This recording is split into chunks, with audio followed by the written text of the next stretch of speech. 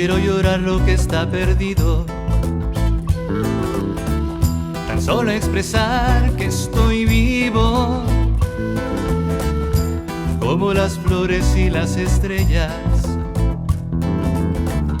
las gotas de agua bajo la niebla. Quiero vivir, quiero saborear cada momento de mi vida, renacer, lo quiero hacer de mi vida, este momento. Buenas noches, buenas nit. Bienvenidos una vez más a los que ya son más asiduos del Centro Cultural Blanquerna.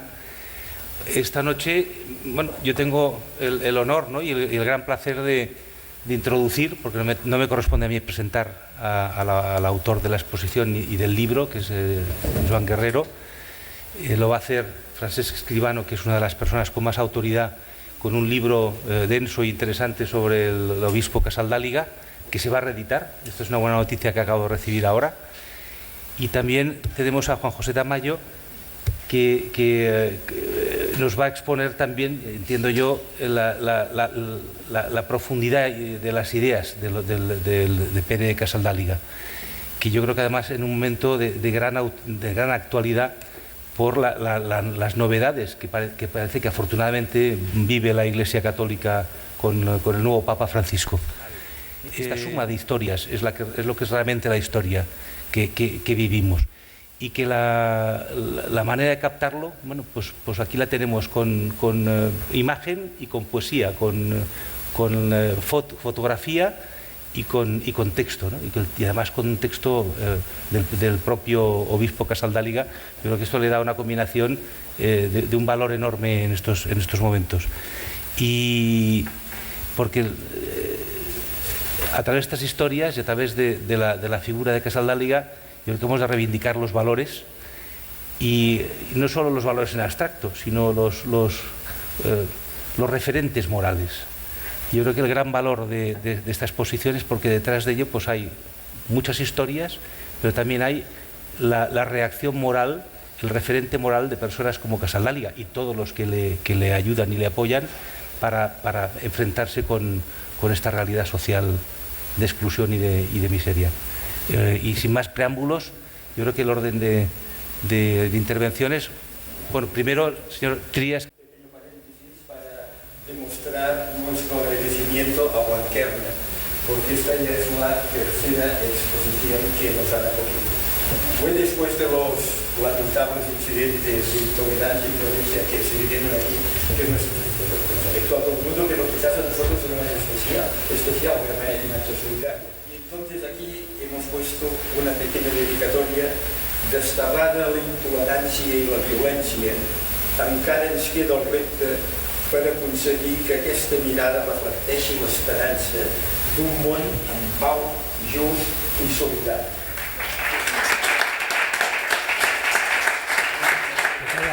Detrás de cada fotografía hay una historia que la he vivido, que me he emocionado muchas veces, que la he paladeado, ¿no? Recuerdo una vez en El Salvador, ahí conocí a Pedro por mediación de Francesc, pero ahí lo conocí personalmente. Recuerdo perfectamente de que allí fuimos, en San Salvador, fuimos a un poblado pequeñito, era muy pobre, y allí se empezó a hacer una misa donde había gente cantando unas canciones muy emotivas. Aquello tocaba a uno el cielo de alguna manera, porque había sobre todo mucha humanidad. Había una mesita como esta, más pequeña, más sencillita, donde el sacerdote ejercía la misa. Entonces la gente estaba allí. Llegó un momento, en aquella humildad, que empezaron la gente a venir, y había en la mesa había una bandeja de mimbre y había trocitos de pan, donde la gente empezaba a venir y cogía y comulgaba, ¿no? Cogía. Y entonces yo me puse detrás, y a medida que venía la gente yo iba observando las expresiones, la que me parecía así una fotografía, sin aspaviento, intentando de ser invisible. Y entonces apareció una niña de unos 11 años que venía a comulgar. Llevaba a su hermanito a cuesta. El hermanito tendría 1 año. La niña, yo estaba en un sitio privilegiado, era el único que él podía verlo. Entonces la niña un momento cogió el pan y se lo comió. Y el niño se quedó mirando el pan. Y la niña en ese momento miró para un sitio y para otro, cogió y le dio la comunión. Esa fue la primera comunión de su hermanito. O sea, el privilegio de un fotógrafo de ver, visto y sentido tantas cosas. En la última se hablan de premio para gente, para esto, para lo otro. Yo he sido muy premiado y me he sentido tan satisfecho. Recuerdo en Brasil, hace tres años que estuve allí con Pedro, y recuerdo perfectamente que fuimos a una casona grande donde un psicólogo pues hacía una charla de autoayuda, en fin, todo eso. Y entonces iba la gente a escucharlo. Y en aquella casona había un patio, y en el patio pues había una niña que la madre tenía que entrar a las clases que le daba el psicólogo. La niña siempre se ponía a llorar cuando se quedaba solita, allí me quedaba yo. Y bueno, la niña tendría 2 añitos, 3 añitos, y lloraba mucho por la ausencia de su madre. Yo la cogía y le cantaba una nana, pues esto, lo otro, y la niña a partir de ahí se quedaba dormidita, ella la depositaba en una hamaca que había allí. La niña añoraba mucho a la madre, mucho, siempre lloraba mucho cuando se iba la madre, y yo cada día. Pero un día terminaron las clases, y era sábado, y estábamos todos comiendo, estábamos muy contentos. Y recuerdo que la niña estaba tan feliz con su madre, estábamos comiendo. Y entonces, a un momento dado, la niña me miró a mí, me señaló, hubo un silencio y dice, Bobó, dijo Bobó, que yo era Bobó. Y la gente empezaron a reírse y yo pregunté, ¿qué significa Bobó? Y me dijeron, Bobó significa abuelito. O sea que era un premio que me había dado también la fotografía. Es aquello de gracias a la vida que me ha dado tanto, gracias a la fotografía que me ha dado tanto. Yo siempre deseando, mirando toda esta fotografía y tantos deseos que tenemos, que a ver si algún día se cumple aquello de, a ver si un día llueve café, llueve mucho café en el campo. Gracias. Yo os voy a hablar de Juan y de Pedro. Bueno, no sé, vivimos en unos tiempos y en un mundo en que yo no sé si es por las prisas o por la cantidad de información o por lo que sea, pero es como si muchas veces el cuerpo y el alma no coincidieran, ¿no? Es decir, yo encuentras muchas veces con la gente y dices, bueno, el cuerpo está, pero el alma no sabes dónde, ¿no? A mí me pasa incluso, ¿no? Yo creo que lo que tienen en común Juan y Pedro es que están en cuerpo y alma siempre, permanentemente, abiertos. Yo creo que él ha abierto a la metáfora para captarla con sus ojos, y Pedro abierto a la vida y a las causas para defenderlas con la palabra, ¿no? Y es de las cosas que siempre me han sorprendido más de Pedro y también de Juan, que es que cuando estás con ellos y ellos están contigo, ¿no? En cuerpo y alma, defendiendo las causas por las que vale la pena luchar, ¿no?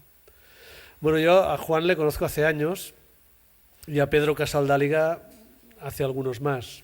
Yo a Pedro Casaldáliga le conocí porque me enviaron, yo era reportero de un programa en TV3 que se llamaba 30 Minutos, en el inicio de TV3, hace casi 30 años, no, hace ya 30 años, y me enviaron a Brasil porque había un obispo que estaba amenazado de muerte, que era catalán, y sabíamos poca cosa más, que estaba allí, que estaba...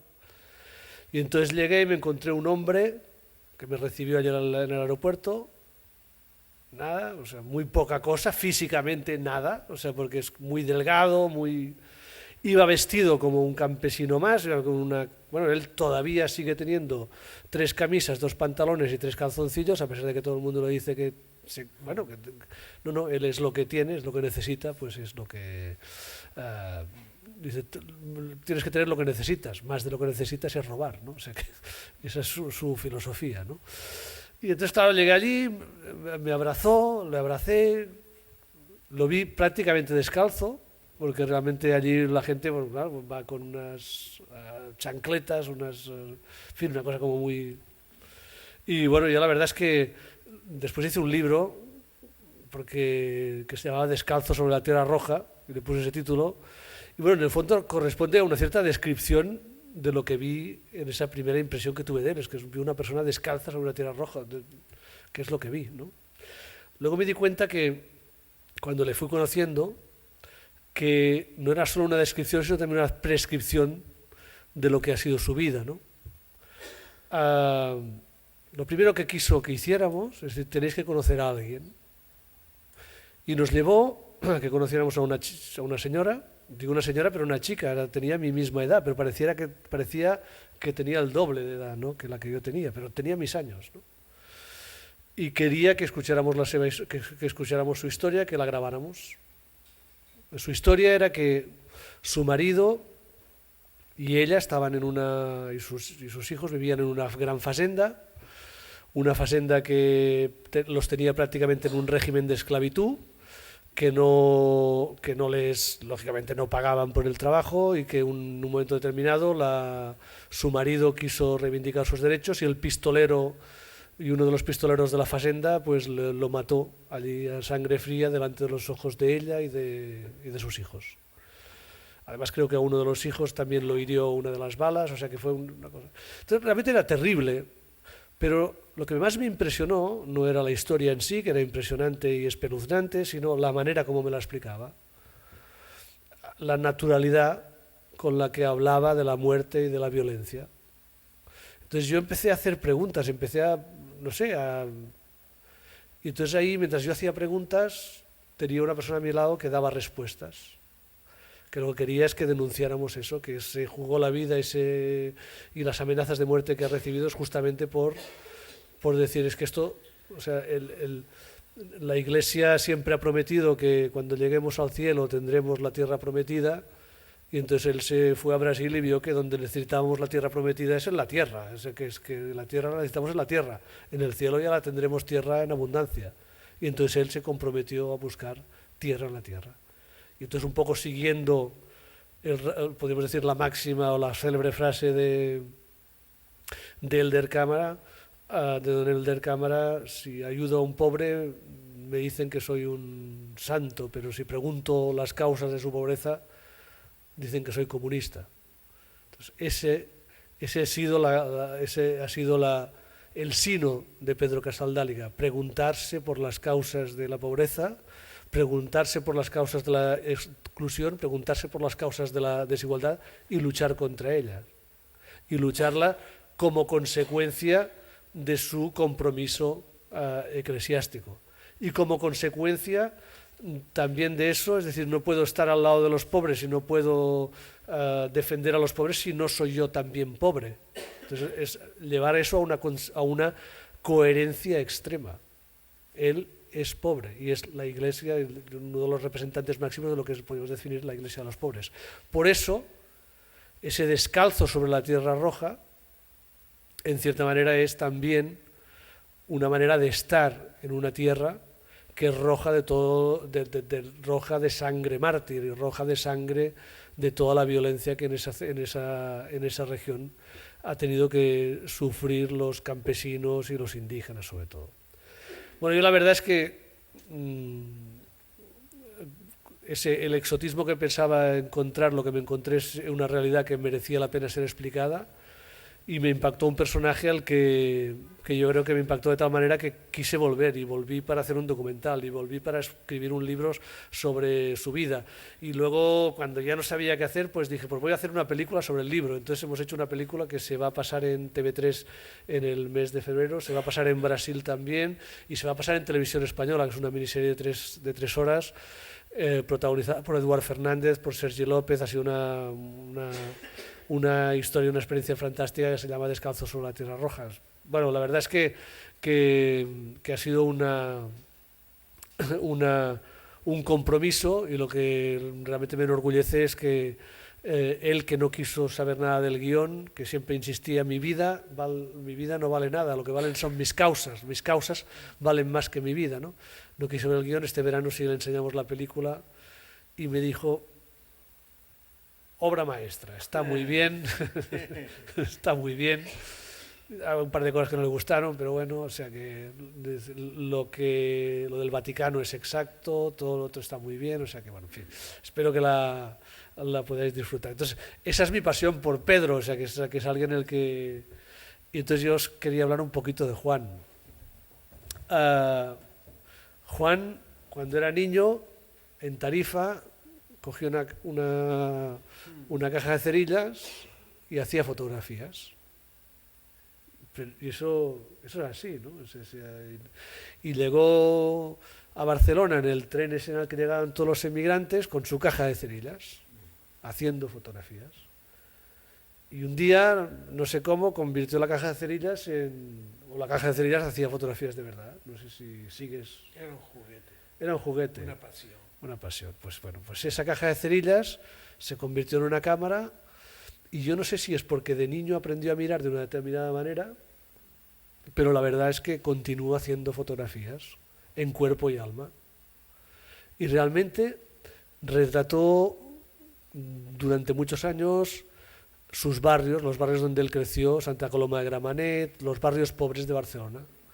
Y yo creo que la mirada que tiene Juan Guerrero sobre esa realidad que era su realidad, la realidad que mejor conocía, yo creo que no hay nadie que lo haya sabido mirar así, con esa pasión y con esa compasión al mismo tiempo.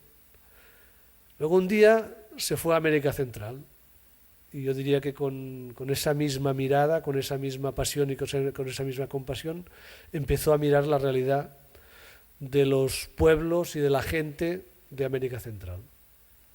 Y un día me dijo, oye, yo tengo un sueño, que es que he hecho unas fotografías, que son estas que veis ahí, y me gustaría que Pedro Casaldáliga, que es para mí un referente, que es para mí alguien que además lo he visto que tiene mucha presencia en América Central, que es como muy reconocido y como muy reconocible su paso por ahí, ¿no? Y su maestrazgo ahí, ¿no? Y entonces me gustaría que él viera estas fotos y que las bendiciera con un verso. Y le digo, hombre, no sé, yo Pedro no sé qué va a decir, porque nunca sabes qué va a decir Pedro. O sea, Pedro, él te juzga con el corazón, o sea, que te mira y si le entras. Y hombre, claro, yo digo como que en el fondo son almas gemelas, se entraron, y yo creo que vio las fotografías y bueno, hizo un trabajo extraordinario. La combinación de la mirada de Juan y la palabra de Pedro es esta exposición, que se hizo un libro, se hizo una exposición y que lleva como 10 años andando por el mundo, ¿no? Entonces a mí me pidió que hiciera un prólogo. Entonces me senté con Juan, dijo, bueno, voy a hacer el prólogo, ¿qué quieres que explique? Un poco antes del libro. Y Juan me explicó una historia que yo creo que resume perfectamente quién es Juan, quién es Pedro y por qué hacen lo que hacen los dos, ¿no? Juan me explicó que cuando estaba haciendo estas fotografías en Riobamba, en Ecuador, iba con unos niños, con unos campesinos que le acompañaban, y esos campesinos en un momento determinado se pararon en un río a rezar. Y en el recodo de ese río habían 2 cruces blancas, y esas cruces lo que tenían como curiosidad es que había una cuerda que iba de la cruz a la corriente del agua del río. Entonces, una vez que acabaron de rezar, Juan les preguntó a los campesinos, oye, ¿y esas cruces? Bueno, esas cruces es porque aquí, hace unos años, 2 niños, se ahogaron y murieron. Y le siguió preguntando, ¿y esas cuerdas? Esas cuerdas es por si un día vuelven o quieren volver, tengan algo en que cogerse, en que agarrarse. La esperanza. La esperanza. Yo creo que ese es el motor de Pedro, ese es el motor de Juan, y eso es lo que nos enseñan. Supongo que por eso quería ir siempre a ver a mi pasión para ir a ver a Pedro, y por eso me encanta ver las fotografías de Juan. Gracias.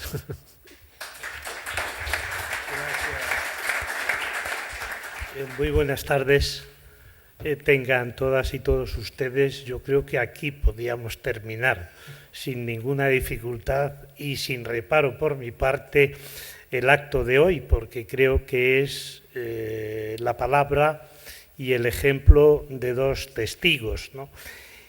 Pero claro, me han pedido que yo hable también y que les acompañe a ustedes en esta tarde, y además para hablar de un tema muy concreto, y es Pere Casaldàliga y la teología de la liberación.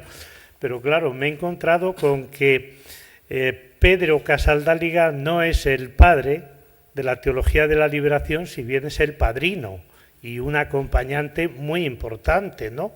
O ni más ni menos que otra cosa, y es la encarnación viva de la teología de la liberación, es decir, la teología de la liberación hecha obra y vida en un testimonio de más de 50 años, ¿no?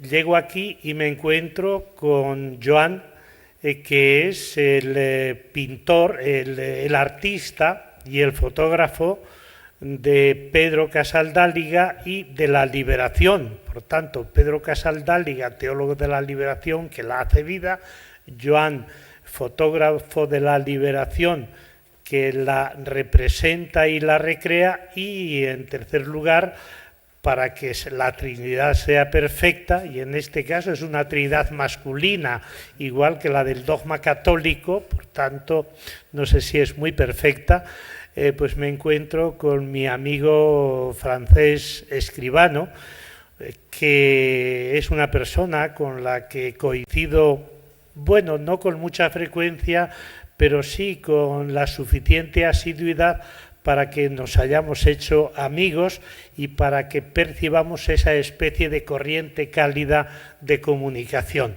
Y claro, pues Francesc Escribano es el periodista de la liberación, o el periodista de Pere Casaldàliga, teólogo de la liberación, contra la agenda del imperio, la agenda del reino. Esa es la espiritualidad de Pere Casaldàliga, antiimperial, contrahegemónica, y con ella el propio poeta, profeta, místico, testigo y obispo desnuda al imperio. Tengo que agradecer a mis dos compañeros aquí presentes y a Pere Casaldàliga que me haya inspirado este texto, que como han visto, si algún aplauso tiene es para ellos. Muchas gracias.